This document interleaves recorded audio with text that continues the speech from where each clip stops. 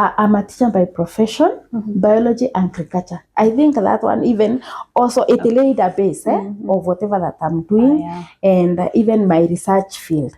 Yes, so that's how I started.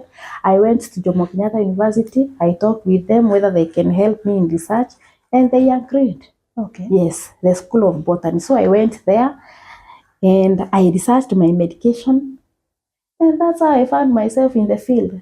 From there, I'm waiting for my, I did my research and I'm waiting for the licenses.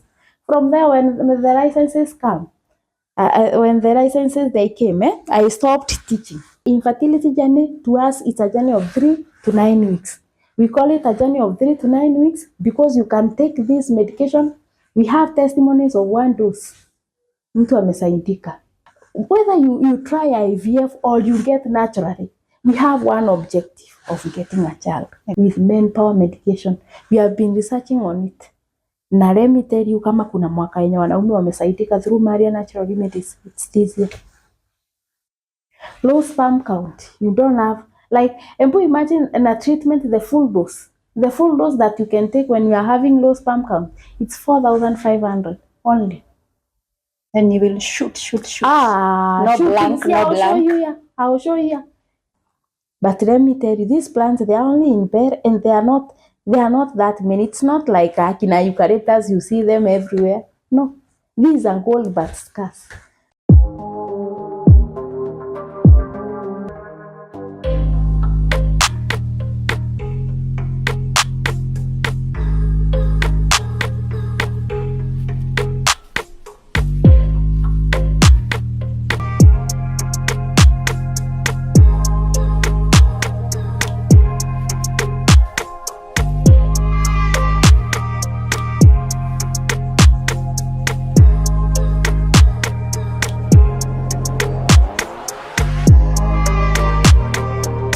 Good people, Suzy Ledada, living positively regardless.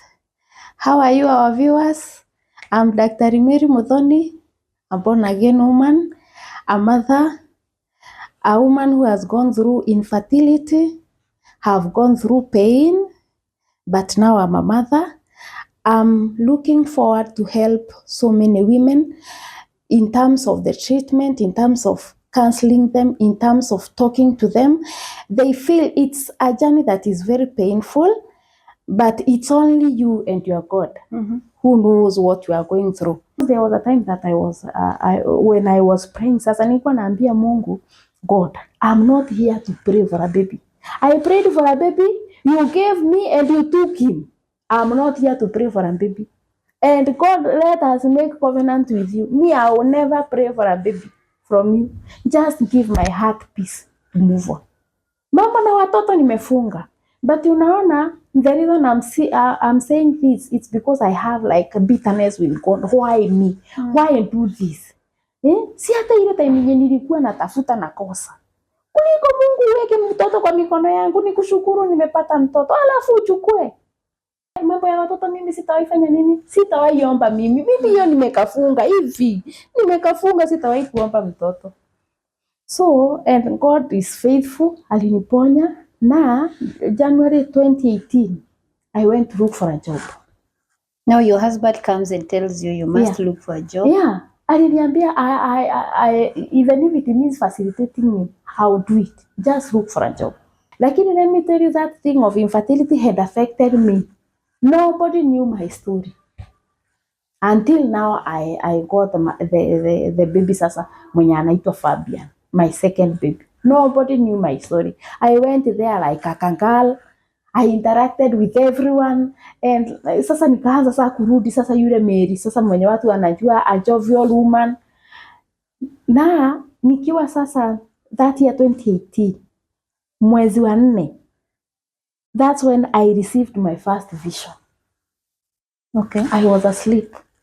And I was sleeping at around midnight. Ndio niliona niko mahali juu. Then the lower sides, it's like it's like ni kama flying. The higher side it's greener and very vegetative. The lower side it's drier. Na kuna miti nilikuwa naona, I was seeing a very like a very strange plant, a tree, na hiyo mti ilikuwa na with a lot of thorns. It had a lot of thorns in it. Na nilikuwa naiona the drier areas. The vegetative area I was familiar with it. Nilikuwa naona hiyo ni Embu, the Embu areas, Embu County. But the lower areas, the areas that were dry, sikuwa najua juu sikuwa ienda huko. Na kimtu kilikuwa very strange. And I was with my friend. I'm telling my friend, aya, ona hiki kimtu. And ndani yangu I'm feeling, I have a conviction, hapa ndipo dawa iko. Okay. Nona? So I was in the dream, I was with my friend. I'm telling my friend, hebu angalia kile kimtu. Akienda kuangalia kinapotea. It vanishes. I'm telling my friend, don't get disrupted. Just focus on this plant that I'm telling you. Just look this way, this direction. You see it. And she looks, she gets impatient. Akienda kuangalia the other side, it vanishes. It comes back, it reappears. So in the dream, that time my husband was there.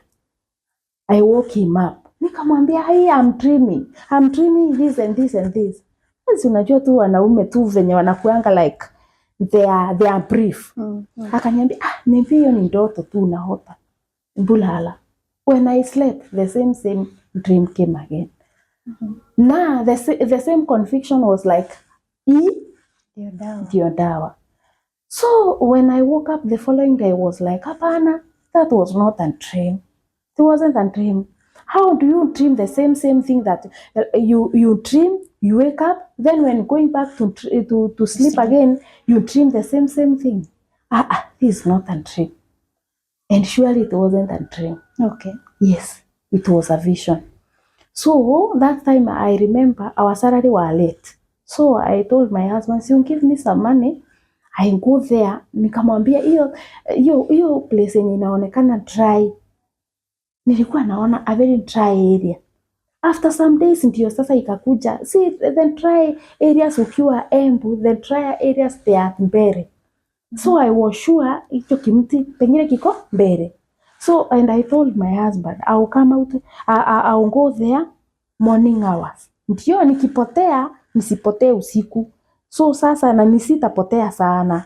That's what I believe, uwezi potea mchana. So nikamwambia I'm going to Mbere. I'm going there to look for this plant that I got conviction that it has healing.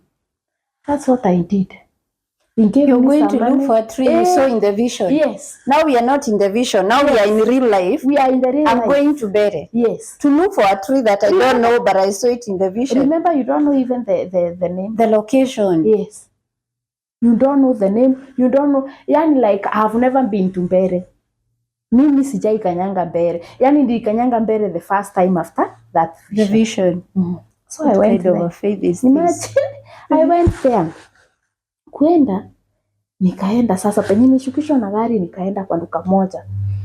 Nikaelezea huyo mzee, nikamuelezea I'm looking for a plant that has huge thorns. Sina sasa namuelezea venye niliona kwa hiyo ndoto. Yeah. I'm looking for this plant that has huge thorns. Na iko na thorns mingi alafu iko ni kubwa. Sasa akaniambia hapana hiyo sijui. Akaniambia but there is a herbalist here. Alikuwa anatengenezea watu dawa anawauzia huku. I can connect you with him. At least ukimuelezea yeye ataelewa. Nikamwambia it's okay. Akaniambia hata si mbali, just behind this town. I went there. So I met that man and I usually thank God because of that man. He was my destiny connector. So I went and explained. That man told me, here we have so many trees that have thorns, but I will take you through. You tell me whether it's one of them. So here I'm not telling this man that it's a dream. No, how can you look for a plant that you saw on that dream? So you're acting like there's a tree, you know it somewhere, but you cannot locate it. Yeah, very confidently. So the man took me through like 4 plants and he was there. Ndio nataka. Na huyo herbalist anauliza, and what is it used for? Nikamwambia it's used to treat the stomach ache. That's what I know. Now you are the teacher here. Akanitafutia. Hiyo ilikuwa mwezi wa 4. That time, remember we have closed the schools, na that's why our salary was a bit late. So hiyo ilikuwa mwezi wa 4. I went there. Na Mungu tu akatengeneza tu njia zake. Juu kama ile dawa yenye nilitengeneza si ya mtu mmoja. God instilled in me the knowledge. Na unasikia when nilimaliza shule nilikuwa na that kind interest but I didn't know how to maneuver. Yeah. So Mungu akanipea tu werevu yake tu. That's where I started. I started taking that medication in April. I took the medication April, May, and June I realized my periods are not coming. Kwani periods zimepotelea wapi? Hey, kwenda kupima, hey, to my surprise, I'm pregnant. So sasa I had to go to sasa niko na kale kafombia ka fibroids. Yeah. Sipi niko na hizi safari itakuwa aje na ile ingine venye ilikuwa. So I went back to pelvic ultrasound scan. To my surprise, all the 8 fibroids, they have cleared. I'm only remaining with one fibroid that is measuring 1.08 centimeters.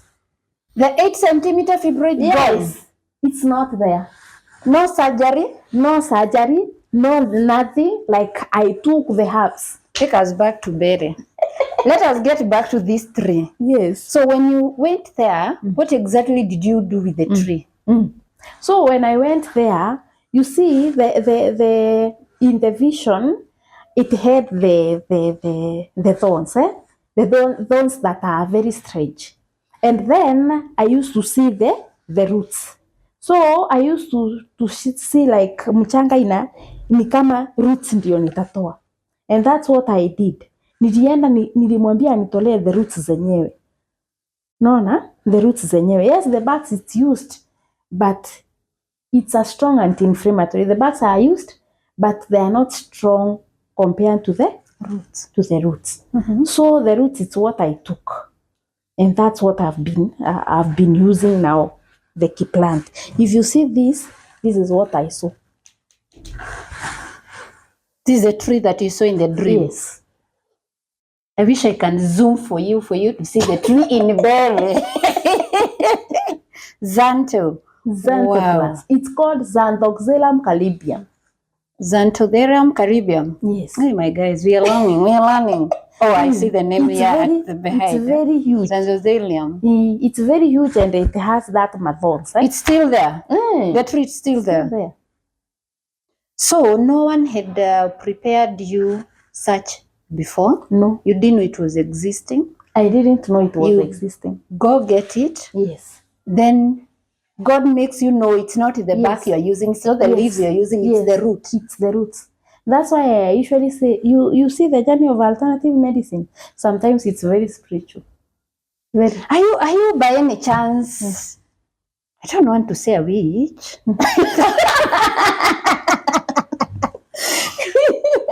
Are you trying to sell to us? What is this?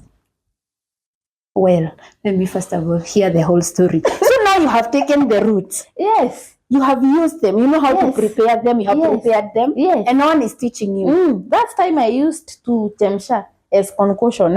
And let me tell you, I'm telling you, like this dawa that we call the Fibroids, it's not a combination of one plant. It's a combination of like 4 plants. But let me tell you, God made He gave me that knowledge of this is what we're supposed to do, this is what we're supposed to do. That was in 2018. So it is now confirmed you have no fibroids? Yes. I had only one fibroid that was measuring 1.08 centimeters. I started my journey. A very peaceful journey. A very peaceful one.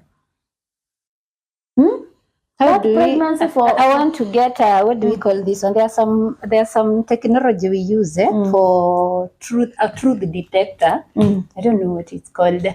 How do we know that all this you're telling us is true? Like roots healed the fibroids you have lived with for more than 6 years. Because I'm imagining the first marriage you said you stayed for 6 years. So here we are in the second marriage. So almost 10 years with the condition. Yes. Wow. Imagine. Yes. In my page, because we usually have a page, I was like even putting those photos when I was in campus, and people are like, what? Even at that pale stage, when I'm pale, naeka picha unakosa kuamini ni mimi. I used to get pale. Those people who used to school with them, University of Eldoret, can attest to this. You're not always this beautiful. The beauty we are seeing here was fibroids na kunyonya. Unaparara. Even if you have money, fibroids can make you can harbour you. They can harbour you, fibroids. Okay. Zina kunyonya like. Unaona sasa when you turn anemic, hakuna kitu yenye inakuwa mzuri. Kuparara utaparara vizuri. Yeah. Jesus. So now you took the herbal. For how long did you take it? How did you come to? Nilikunywa. I realized I'm pregnant when I was taking. Hii ilikuwa June. 2018 June. Ndio nilirealize I'm pregnant. And that time you have a worry like, what if I continue taking, kumaliza haka fibroid kamoja, then I get a miscarriage. Niliacha. Nikaacha kutumia. And my pregnancy was very smooth. Okay. No my pains. Pregnancy, no pains, no discomfort like the other one. I really enjoyed that pregnancy. Mpaka nikapata mtoto. So wakati nilipata mtoto, remember I'm a teacher here at Rompate Teachers College in Chuka. And from there, I went to Kamama Boys. It's in Embu. In Kamama Boys, that's when I became a true daktari. If you say you have a stomachache, tomorrow I'll come with medications for you. Na ile kitu sasa ikaenda ikikuwa strong. Sasa ile dawa sasa unaona sasa katoto at least kamekuwa kakubwa sasa, attention yangu sasa imerudi shule. So sasa ukapata zile dawa, nikijua mwanamke ako na blocked fallopian tubes. Yes, I promise you to give you that medication on free without like charging me. I started from the villages where I was because I wanted to like, this thing I'm doing, infertility journey, it's not something to gamble with. So I'm giving you the medication and I'm here waiting for the results. That's how I started. Niwatestia watu wangu, niwatestia. I know I have blocked fallopian tubes. Wow. That's how I started. You started treating people. I started from the ground. Mtu akiniambia akona shida, kama sasa shida ya tumbo, I did my research through my husband. He had very chronic ulcers. Zilikuwa zinamsumbua. Mkienda mahali mkikula, hiyo siku hakuna kulala. And I was like, Mungu sipata dawa ya huyu. So sasa out of research, ndio sasa nikapata dawa. He was the first person to treat. You see? You started from Judea? Yes. There is arthritis. Arthritis, I treated my mom as my first client. My mom had rheumatoid arthritis. Akienda hospitali anaambiwa anga tunyama tunamea hapa kwa knee joint. Kwa ankle joint. Anaambiwa kuna tunyama tunamea hapo. And my mom, I was like, si mom ni kutengenezea dawa. Ulikuwa daktari, si hadi mwalimu. Ni mwalimu. Nikamwambia I'll continue supporting you until the day that you just accept me kutibu. So she went there and one day she called me. She was very down and I was like, "Mom, ni nini?" Akaniambia, "I'm not feeling well, niko kwa nyumba." Nikamwambia I'll come tomorrow. When I went there, my mom cannot walk. She was walking on force. Like lazima iname hivi ya crawl kama mtoto. Miguu, they are very painful. She cannot like step.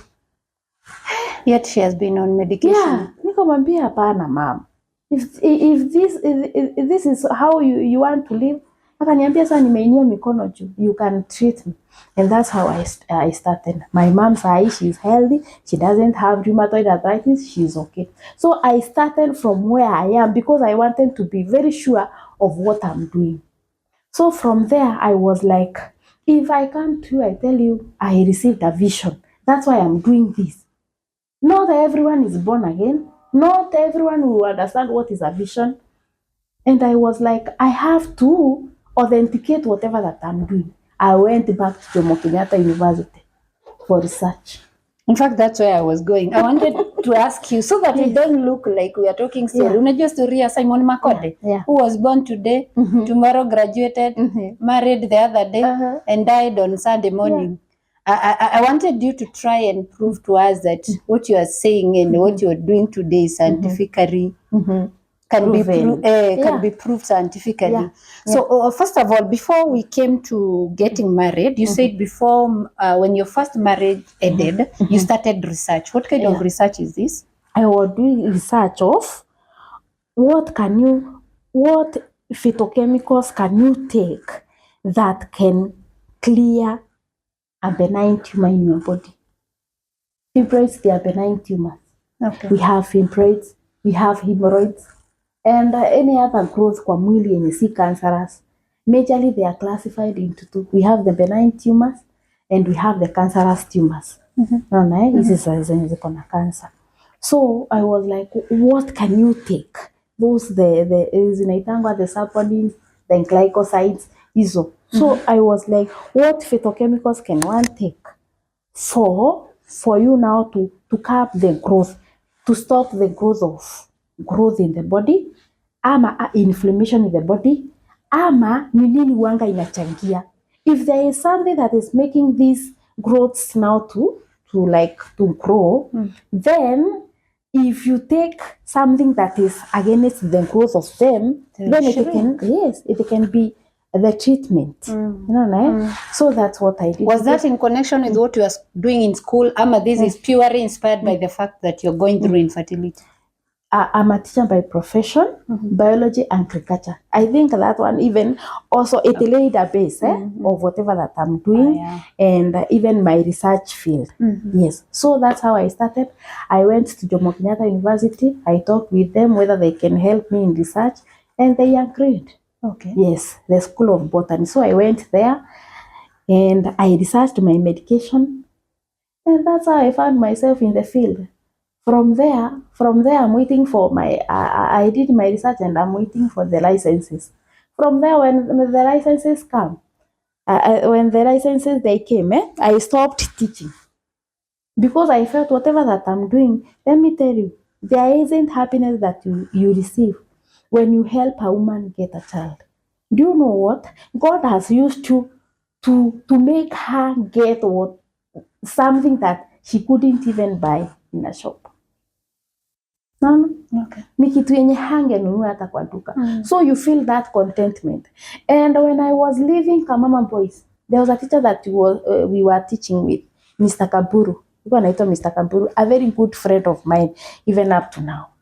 And he was like, unaacha kazi? How are you living? Like you are living here and like hujafutwa kazi. You are resigning. Unaenda aje?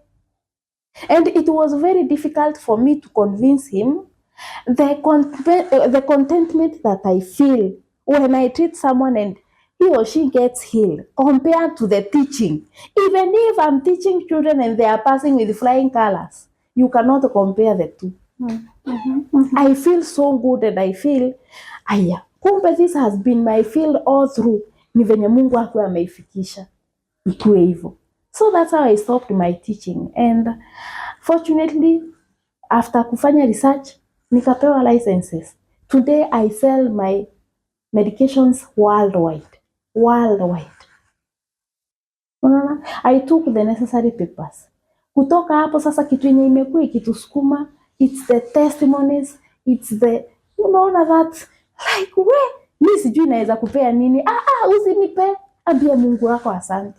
Like there are people you have been treating and they have the testimony of this. I carry this phone of mine and it's full of testimonies. Ukienda kwa Facebook yetu, ukienda kwa TikTok, they are full here. And I look at my phone. Real people that can show us their children. Yes. I think you will give us maybe some clips to show them. To show them, no, they are real testimonies that I was fighting with this and wow. At least tuwekee watu hapo wajue there is hope. Kiambu na leo tuko celebrate nilipata msichana after 4 good years. After nilifanya HSG, daktari alisema niko na shida ya blockages both tubes. Nikanunua dawa kadhaa, kila wakati nikipata dawa online nilikuwa nanunua. Nikiwa sarakasi za YouTube nikapatana na Maria Wakaro Kinyuko. Nikamsikiza, nikajiuliza how comes anasema hii kitu ni rahisi. Nimekuwa nikitafuta dawa kila wakati. Nikasema one time nitanunua, but nilikuwa 50-50. Nikajipea 1 month sikununua, the next month nikanunua. Nikakunywa, sikumaliza even the dose. Next month nikajipata niko na mtoto. Kwa majina naitwa Florence Kimayo na hapa ni Baringo, Mogotio sub county, na nimeokoka na mpenda Yesu. Nashukuru kwa siku ya leo kwa sababu ya kile Mungu alinitendea through Marian remedies. Nilikuwa nimekuwa na shida kwa miaka kadhaa. Kweli nina watoto wawili, wa kwanza na wa pili, mdogo yuko 8 years. Na kwa hiyo muda mwingine nilikuwa na shida ya fibroids na ilinisumbua kwa muda. Na 2022 ndio nilisumbuka zaidi. Nikaenda kwa mahospitali kadhaa. 2023 nikakuwa kwa Kaina, daktari mwenye nimekaa na yeye kwa muda kule Nakuru. 2022, 2023 ndio nikaanza clinics kwa gynecologist at least wafanye, because nilikuwa na shida ya hormonal imbalance pia. Wakati niliangaliliwa fibroid hiyo 2023 ilikuwa kubwa sana, kiasi kwamba nilielezwa kwamba siwezi kupata mtoto, na suluhisho ilikuwa tu kwenda wapi? Theater iweze kutolewa, na ikitolewa, maana ilikuwa intramural, iko ndani ya uterus, then ilikuwa all over 80% kwamba siwezi pata mtoto. Lakini yule daktari naye akawa ni mtu ana Mungu, akaniambia kama unamwamini Mungu, Mungu atakusaidia, wala sio dawa. Nikajua hapa hakuna matumaini hospitali. Though nilijaribu kwenda kwa hospitali, baada ya hospitali siamini kwamba sitakuwa na mtoto mwingine, maana sikuwa tayari kwamba watoto wangu wakuwe tu wawili. Niliamini Mungu kwamba anaweza kubadilisha mambo. Kuna wakati hata mzungu alikuja hospitali karibu mahali nafanya kazi, nikabuka appointment nikifikiria huenda wazungu wana ujuzi zaidi ya hapa Kenya. Lakini hata huko pia naye akanieleza kwamba kulingana na vile amesoma, hii over 10 centimeters ya hii kitu huwezi pata mtoto. Tena vile umeelezwa iko ndani ya uterus, then it is not possible, because hata uterus yenyewe kulingana na scan zenye nilikuwa nafanya haionekani, maanisha aliniambia tu ni kwenda theater. So nikarudi bado nikimtumainia Mungu. Mimi nashukuru Maria kwa sababu walikubali Mungu watumie hawa. Kwa hivyo watu wasiogope, wawe na imani. Ndio. Asante sana. Wow. And mimi wanasema there is no giving up in infertility. Don't give up. So which conditions are you treating? Are you only treating fibroids with your medication or any other infertility? We have this medication that we call the Fibroids. This is the Fibroids now. Fibroids medication. This is the main one. Okay. You see? This is the main one. It's the Fibroids. This is anti-inflammatory. So this is the Fibroids. Fibroids is a strong anti-inflammatory. It clears the uterine inflammations. Name them. Fibroids, ovarian cyst, PID, endometriosis, adenomyosis, more so blocked fallopian tubes. This is the unajua situjaribu hiki wanataka kuimba kwa mtoto kwa uzeni.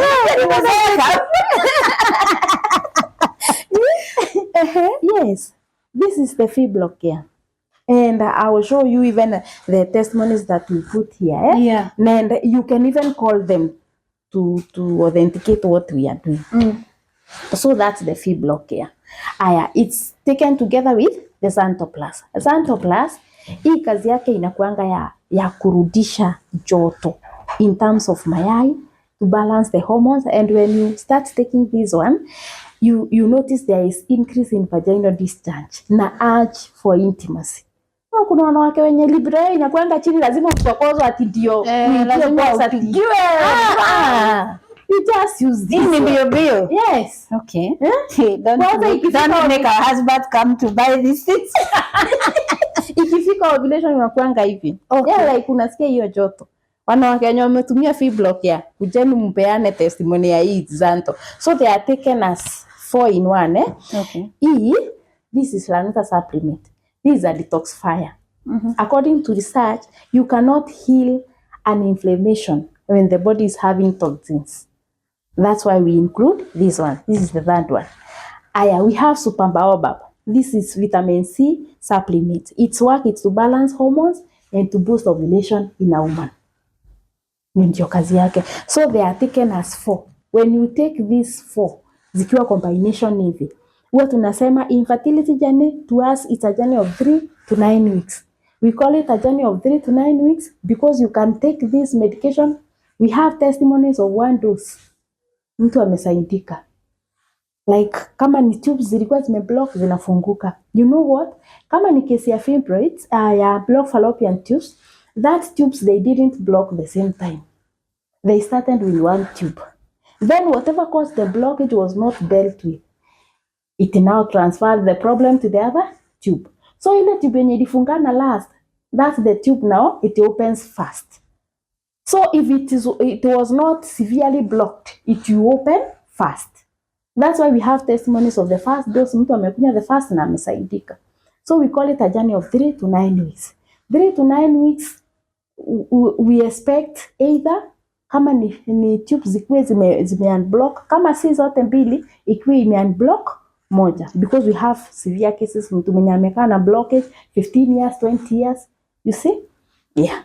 Na kama ni fibroids it's the same 3 to 9 weeks depending on the size. If they're extremely big fibroids, those fibroids that are more than 8 centimeters kuendelea, you first take the treatment for 9 weeks, then you go back for pelvic ultrasound scan. After scan, tuone sasa imepungua imefika wapi. So that now we can advise you on the time that you're supposed to take the treatment further. Yeah, so that's what we are doing it. 9 weeks is 2 months. 2 months and 1 week. 2 months and 1 week. So you're saying when someone start taking this in 2 months, or rather let's say 3 months, 3 months they should be able to conceive. Yeah. And when you mean a dose is now this package, this is the dose. I mean when you say 1 dosage. Yes. Hii sasa ndio moja. Yeah. Kuikunywa for 21 days. Okay. This takes 21 days. Okay. So it's a journey of 1 to 3 doses of Fibroids care, equivalent to 3 to 9 weeks in time. Okay. Yeah. I'm imagining, I will of course use the example of what I know and what I have experienced, blocked fallopian tubes. Yeah. I'm imagining there are so many things and factors that causes the blockage in the fallopian tubes. And now I pick an example of when you have maybe gone through a surgery, which I believe it's my case. The time I was going through infertility, I think I was a bit naive. I was not able to question a lot. I wish it was today, because I feel like if I went to that room with the doctor, I'll come out there with like literally every answer of what is happening in my body. But now later on I realized I had a surgery that was done, and later I'm being told that it could have affected. That means when you've gone through a surgery and around the area, and then there's a healing that causes the adhesions that are causing the blockage. So in this case, it's not like there is anything that you want to clear, because I'm imagining this medication will clear anything that is blocking. Here, it's a natural way of healing, like the adhesions. Are these ones still able to? How does it work? This Fibroids care, I'll show you the testimony for adhesions here. I'll show you here. So this medication, it's like a natural driller, and it's healing at the same time. You see, kama ni adhesions, they are scarce after an operation, sana sana around the pelvic area. Naona sasa hizo scars uanga iko na nguvu ya clear those adhesions, because you can get blockage because of adhesions, you can get a blockage because of uterine infections, na sana sana zenye zimekosiwa na kitu kama PID, the pelvic inflammatory disease, na unaweza pata because of the fibroids. Fibroids zinakuanga ni kama mauzi zimeshikana zikafunga that nini. Na kuna wenye uanga wanapata pia because of the scars after ectopic pregnancy. Unaona yeah. So sasa hii dawa inakuanga na uwezo ya kuyeyusha that scar. Na unaona imefunguka. Yeah. Inafunguka kabisa. Wow. Guys, me, I want to hear this testimony. Of course, I have seen your page. Of course, I have heard you talk about it. But now that we are here to Zule Dad, me, I want to hear these testimonies because I can tell you for sure, Mary, I have women that I'm walking the journey with. I have people that some of us tumesema hiki kitu tuachane nayo. Tumesema there is no giving up. There is no giving up. There is no giving up. Na kwanza tunaanza na kujiembrace. Because you are mother, regardless of whether you have children or not. Kama sasa mimi wanga najiita mother of nations. Unajua kwa nini? Saa hii niko na wale watoto wenye niko nao wenye sasa tunasema sasa nimepata, there are the two boys, the Fabian and Fadhili. Lakini ukiona wale watoto wenye wametoka from, unaona ni wengi. Unaona? So sasa hiyo furaha tu peke yake inakuridhisha tu. Unaona? So you are mother, regardless of whether you have children or not. Mungu tu akupe neema ya kutunza wenye uko na wao around you as a mother. Wale wameingia, those who have gone to menopause, can they try this one? Hapana. When you reach menopause, tumekafunga. But there is a stage that we call premenopausal stage.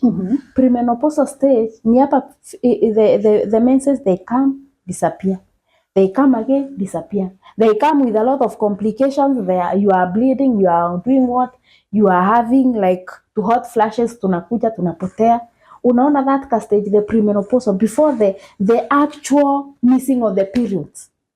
Iyo sasa inakuanga reversible. When you take the fibroids with that stage, because we have now we have a case of 47 who is pregnant. At the age of 47, lazima alikuwa wapi? Premenopausal stage, which was reversed now. But the actual menopause after now, the missing periods have been confirmed, hazikuji tena. Wow. You're saying before people now start going to IVF, which is not affordable. I have no fear of saying that it is so extremely, it's so damn expensive, that thing, unless you have an insurance cover nowadays. And there are some limitations there are some insurance covers that are coming up, and I thank God for that, because before it wasn't so. But today, at least, there are some insurances that are able to cover the package of even the IVF, even though not wholly, but a good way. So you're saying before we go there, there is a way here that we are able to treat. Actually, from what you have said, it's like every kind of cause of infertility. Most gynecological issues we treat with this. Wow. Most of them, over 95%, we treat with the fibroids medication. You see, the fibroids medication, when you have blocked fallopian tubes, you have like more than 2 advantages. Ya kwanza, tunaitegemea ifungue. We are relying on it to unblock those tubes. The second advantage is this. When you are preparing to go for IVF, it will make sure that your uterus is clean. Remember, if you are planning to go for an IVF and you have fibroids, however much they are small, they alter your chances of conception. Hata kama na IVF. Sawa? So sasa, when you are planning to go for an IVF, if you can take fibroids to clear the uterus, ikue sawa. At the same time, the fibroids medication, it boosts the fertility.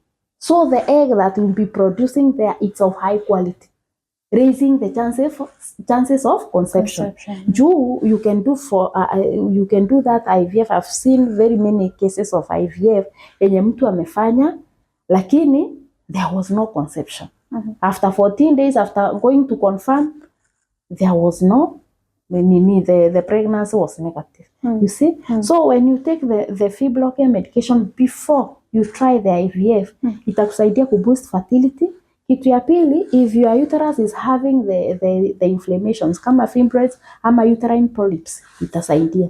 Then it strengthens. You see this medication? It's the same medication that we give to a client who has been having series of miscarriages.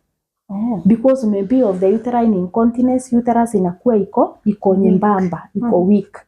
Unaona So sasa huyo mwanamke huwa tunamwambia you take that treatment for 6 weeks before trying to get pregnant again. Unaona ile mimba yenye atashika tena anapata mtoto. Juzi tulikuwa tumeenda Kisii. We had gone there kusalimia mtoto and to celebrate with the family. That mother, she had 4 miscarriages. And when she came to us, she was very discouraged. Are you sure huyu mtoto now that I've miscarried 4 times? Nikamwambia kindly take the treatment for 6 weeks before getting pregnant. Na wakati yenye alikunywa dawa, venye alishika mimba, sahi she has a baby boy, tulikuwa huko. Was it last month but one? Kisii. Wow. You see? So it's the same treatment that we give a woman when she is having problems with the uterus. Uterus incontinence na hiyo lightness, uterus endometrium inakuwa si strong. So tunampeanga tu the same medication. Okay. So sasa mtu mwenye anafikiria kwenda IVF, atusemi whether you try IVF or you get naturally, we have one objective of getting a child. Exactly. Yes. Hatutaki kujua ni njia gani utatumia, bora yake tu katoto. True. Yes. So sasa kama hii dawa inaweza kusaidia bado kwa IVF, to raise the chances of conception in that IVF, the better. Wow. Yeah. You went to school for the research. Did you research anything about men? Because men are also suffering infertility. Men sisi ndio tuko na dawa yao. Okay. Yes. Oh, I thought we are calling a meeting for women. So men come. I thought we first of all tell men to go out. So men come. So you They call me, they are saying. Okay. Those men who are having low sperm count, extreme, we call it azoospermia. They ejaculate very well during the intimacy. They ejaculating, but the semen, it doesn't have the sperms. Unaona? Ama wengine, a single shot during the ejaculation is supposed to have around 1 million sperms. You find that someone who is suffering from low sperm count, that single ejaculation, it's having like 100 sperms, and they are lame.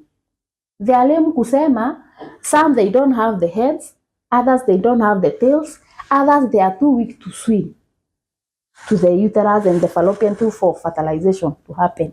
Yes. So those men, we give them manpower. Unfortunately, we didn't call it. It's called manpower. And we have testimonies of men who are telling me, mimi nilikuwa nimefika mahali pa performing suicide. Why? Because how men they are created with ego.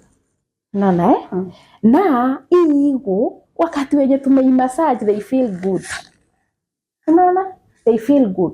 So sasa yule mwanaume mwenye ameshindwa like to make a woman conceive, he feels like this now ego is shattered, imerushwa chini, unaona And those men ndio wanaume wenye unaona wakipotelea huku, others they are drunkards, others yani like others they decided their lives ziende tu, wanajipata tu maisha yao because of the depression. Others they are there but their ego, unapata mtu anakwambia mimi sijui ni venye nitaacha hii ndio ama nitafanya nini, because I cannot stand to see my woman, she's having a healthy uterus, I'm unable to make her conceive. Hao wanaume, let me tell you, they are getting help. Wow. They are getting help with manpower medication. We have been researching on it. Na let me tell you, kama kuna mwaka yenye wanaume wamesaidika through Maria Natural Remedies, it's this year. Low sperm count, you don't have, like, and imagine a treatment, the full dose that you can take when you are having low sperm count, it's 4,500 only. And you will shoot. No blank. I'll show you here. And if you want even to confirm from the client, just call them.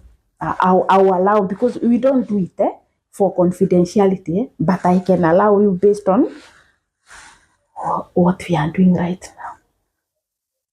Wow. Yeah. Mary, you are the hope, the families, they are breaking because... I'm telling you, I'm boasting in God.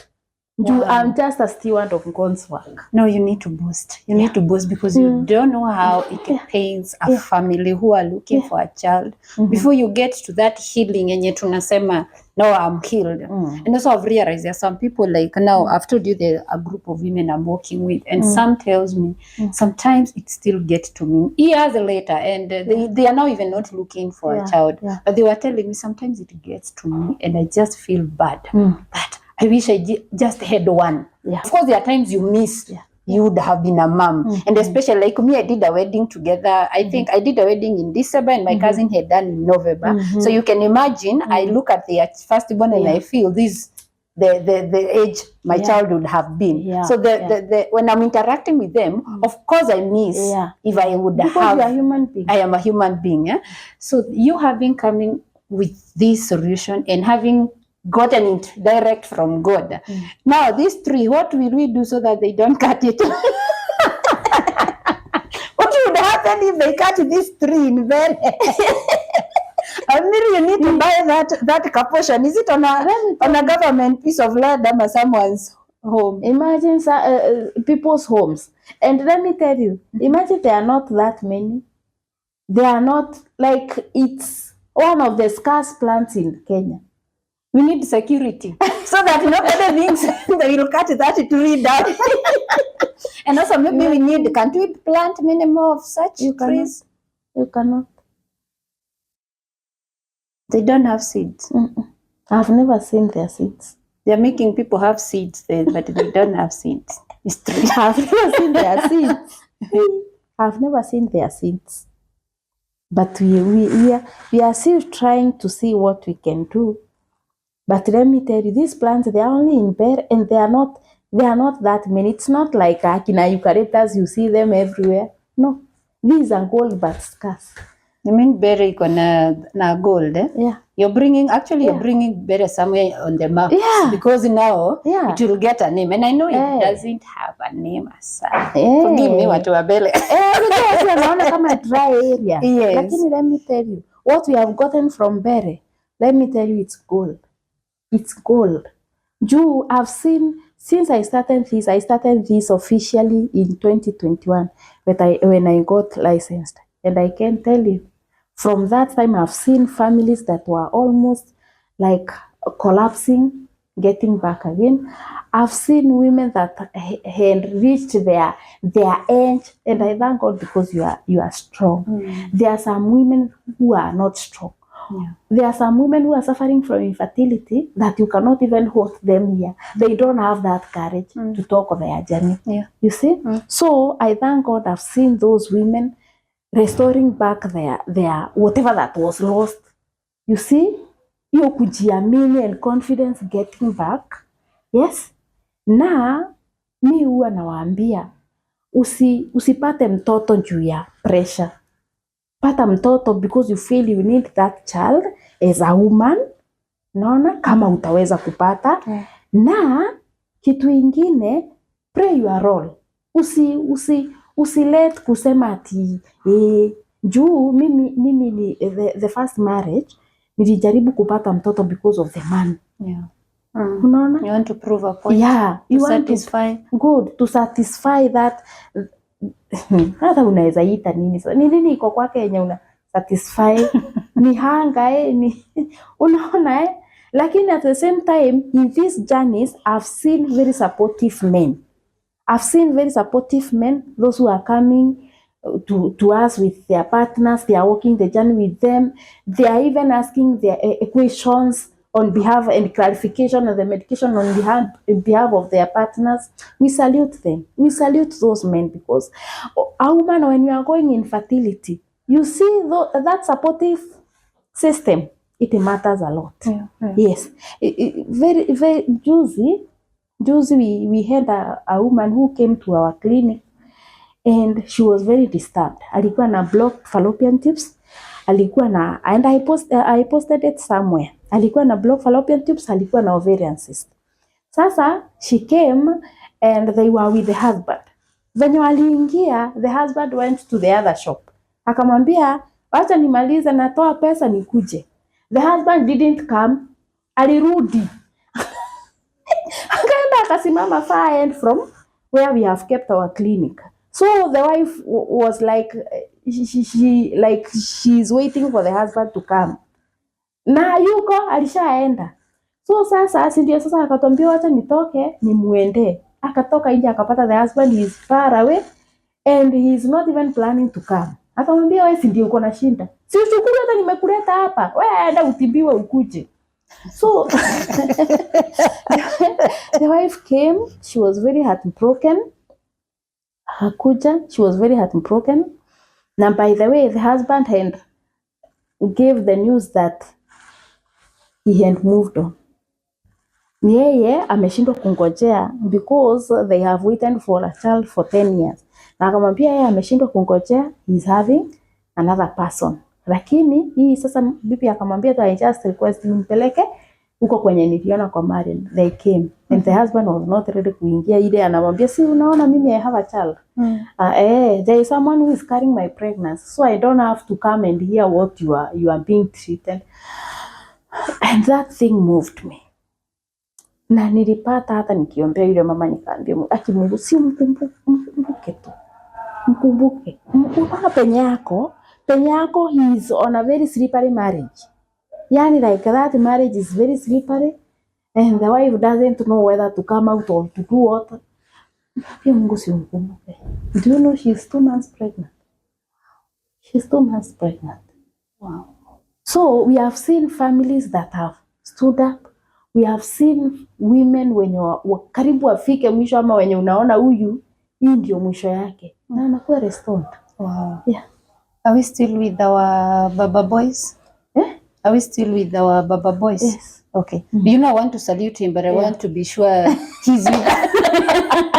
I just want to be sensitive because I love the fact that, first of all, when you met, you gave your story. Yeah. I am not able to get a child for now. Yeah. And he saw something beyond you being a mother. Yeah. He loved your heart. Yeah. You got a child, the child person, you get into depression. Yeah. He never left. He stood with you. He's even pushing you to go for work. Like he want to see you growing. He don't want you stagnated. Yeah. Yeah. You asking, give me money to go to a place where I have seen in a dream. You know, some things to tell a man and to make them comprehend. Yeah. Yeah. You want me to give you money to go somewhere? You saw a tree in the vision, but still, I can imagine he was like, let me just give her so that she goes. Maybe he didn't even believe what you are saying. Good. That's the point. But he's still like, if that's what you want to do, go and do. This man see you going to do the research in the university. I don't know him, but I salute him. Thank you. He's one in a million. The next conference we are having, main conference, they go on 14th of every April. That's what I hear. Kindly make him the chairman because that is so good of him and so supportive. And I can imagine for you to achieve all this, what you have achieved, you have played a very important role. A very big one. Because if he didn't believe in your dreams, and already you had something inside of you that was pulling you down, the infertility, the stigma that comes with it. And you see, I can forgive that man somehow who is leaving the woman, because sometimes I ask myself, when we are going through this and we are getting support and we are crying to people we are not having a child, what exactly is going through the mind of a man? And I've been encouraging men to talk to us, to understand what exactly, because sometimes we think they're unfair, but they're also going through. First of all, the society does not allow a man to be infertile. Good. So a man coming out to say they are infertile, the society is wondering. I heard a guest here was telling me that why you don't tell your fellow men, they'll tell you, umeshindwa hii kazi, si tukuje tukusaidie. So you see now, probably he was also going through something. We're not saying that going for a second wife is now the option, or rather, but we want to still understand he could have been going through something and maybe he needed someone to help him out of this. But I love the fact that you had a man who stood with you and made you come to this. And guys, what else do you want? This is Mary telling us, maybe you need to tell us where they can find you and maybe your contact and all that, because I don't want to own this testimony. This is Marian, and maybe I will set somebody. I don't feel like I want to be. But I have a friend of mine. If she accepts, maybe I will set her to come, and we'll have her as the case study. It's okay. That is, of course, if she wants to do this thing, because I know she can do anything.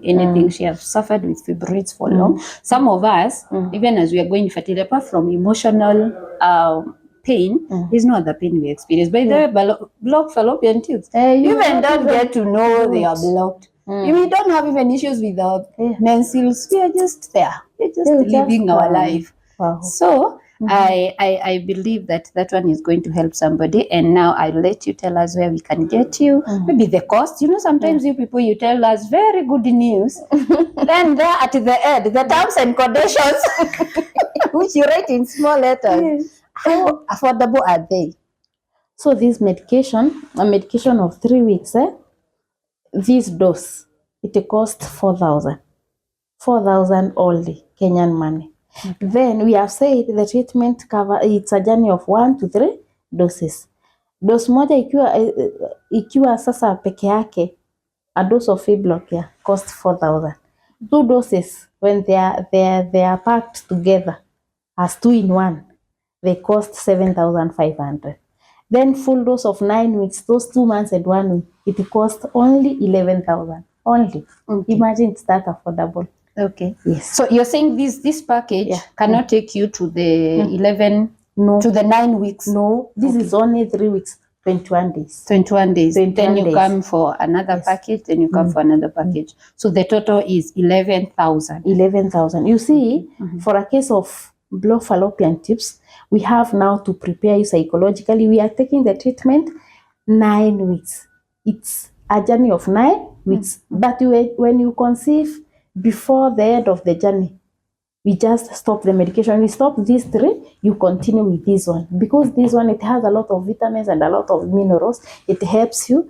Now, it helps even to control the fluctuations of the hormones during the first trimester, which may lead to miscarriage.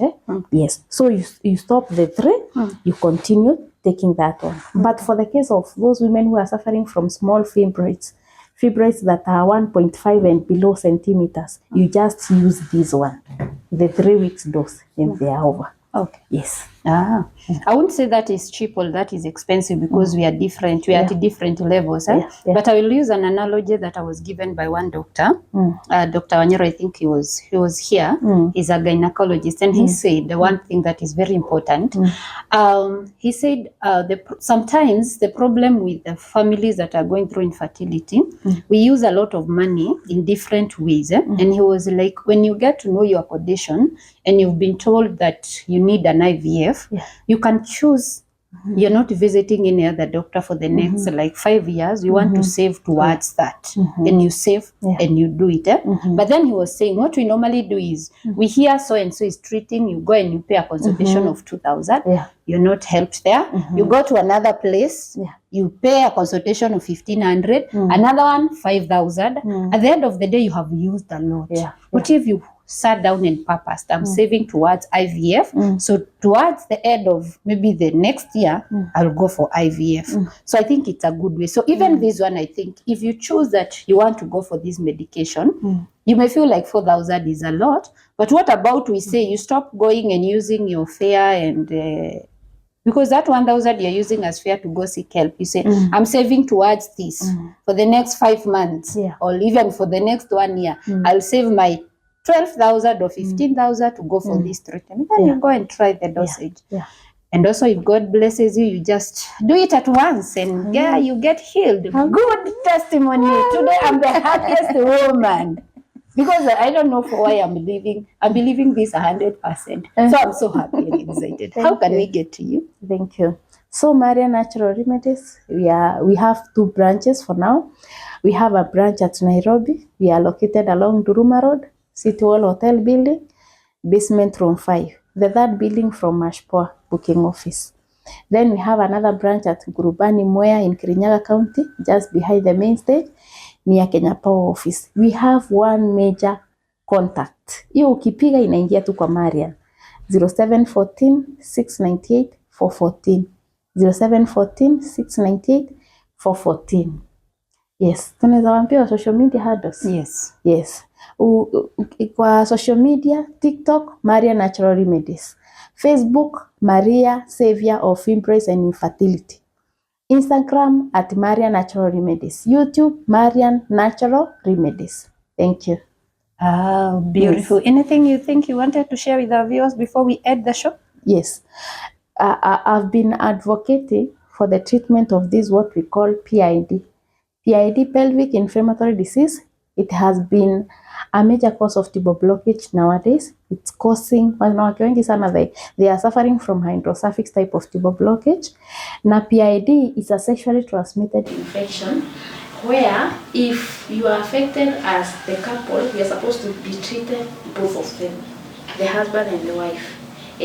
Sasa wale watu wenye you have been confirmed to have PID, you're one of the causes of tubal blockage. I urge our men, please, mkubali mkunywe dawa.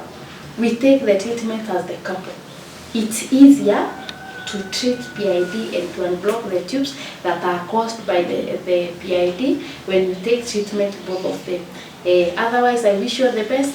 We say infertility, there is no giving up, and we are doing it believing in God. Tukiwa na imani, everything will be okay. Thank you. Wow. Thank you so much, guys. Thank you for keeping it at Suzy and Adam. You are not suffering infertility, but you don't know, maybe your cousin, your neighbor, and today we have so many cousins.